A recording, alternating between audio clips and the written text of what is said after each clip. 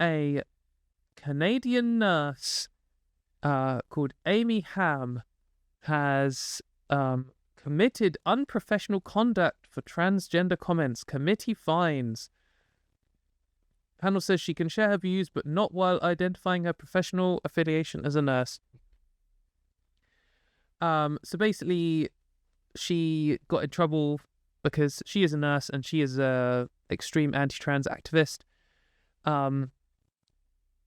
Just to be clear, Amy Hamm is not just some random person working somewhere who said something bad on social media and then got in trouble at work. Like, you do encounter some people like that.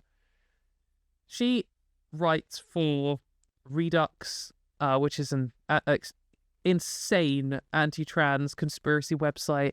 She formed CAWSBAR, or how do you say it? CAWSBAR, the main gender critical group in Canada.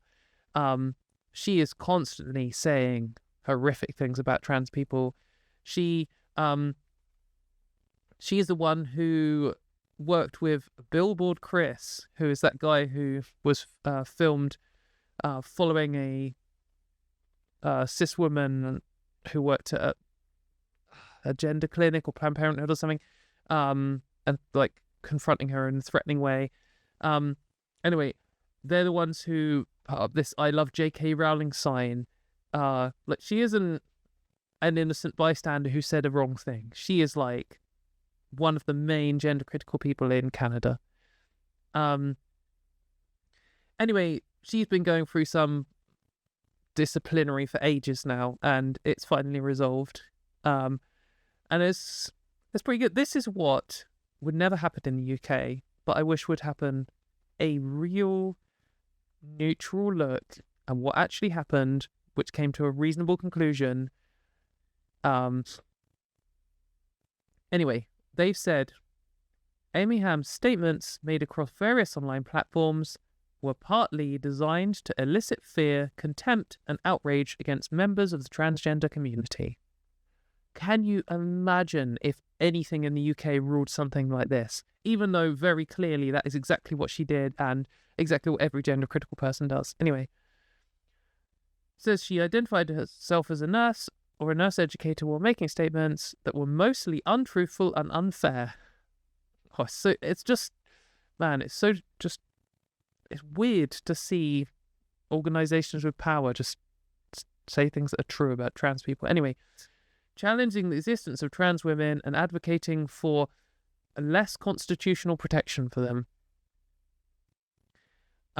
They found that her statements targeted towards vulnerable and marginalised people, and the comments may deter trans people from accessing the healthcare system. Yeah, of course, true. Same for any gender critical person working in healthcare. Like, in the UK, we've got these like Darlington nurses, and we've got Sandy Peggy, who are like in the exact same position as this, but not the leaders of the anti-trans movement in our country. But there's no way the panel is going to breach anything like this as the conclusion, because Canada just has less insanity, less like brain rot in all of the institutions, and better human rights for trans people, and a better culture. That's one of the main things. The media and the culture is just better, at least from my position in the UK looking over at Canada. There's no way we'd get a rule. If we got a ruling like this, it wouldn't be covered by one of our main news organizations in such a neutral way. It would not be like, in fact, there's good little dunk here from CBC. So throughout the hearing, Hamm testified that her advocacy was meant to protect women and children in sex-segregated spaces. I'm not transphobic. I don't have any issue with trans people. It's the infringement on women and children's rights, Hamm told the college disciplinary panel. She said she completely rejects the concept of gender identity, call it anti-scientific, metaphysical nonsense on social media, and has referred to trans women as men. Like, next to each other, the little thing here with two other like articles about it. Can you imagine if the BBC did this? They would never. They would be saying like controversial panel led by, and then listing the names. declares innocent nurse as like a danger to trans people, and then they'd have a load of quotes from Helen Joyce and JK Rowling, and then they would be like, she says she's not transphobic, blah blah blah blah blah blah blah blah blah blah blah blah blah, and then right at the end we'll get one line from trans person saying, my identity is valid, and that'll be it. So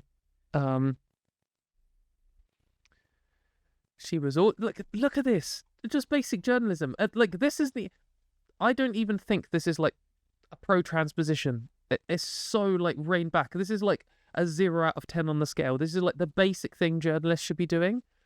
In the time since the hearing began, she has written several columns for a variety of media outlets, including Politics, Crime and Sex and Gender. She was a speaker at the recent Conservative Party's annual general meeting. Like, that's not like some TRA dunk, is it? Like, even this thing earlier where it says, like, you know, this feels like a dunk because she's claiming one thing and then they give an example of what's untrue underneath. But this is just basic journalism, right? Person says a thing, here is the evidence.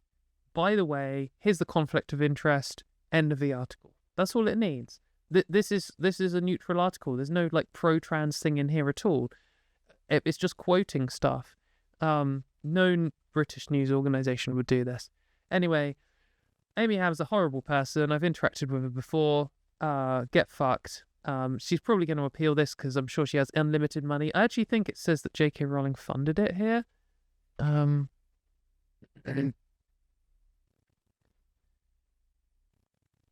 Did it say that? No, it doesn't say that. Okay, I misremembered. I wouldn't be surprised if she did fund this. The anti-trans movement has unlimited money. She'll probably appeal it, and then who knows, maybe we'll lose next time. But for now, get fucked, Amy Hamm. You're a horrible person, and you should not be a nurse, and you shouldn't work in any job where you might interact with another person, because if that person is trans and you're going to treat them worse, then yeah, you should be like a lumberjack or something deep in the forest where you won't interact with people.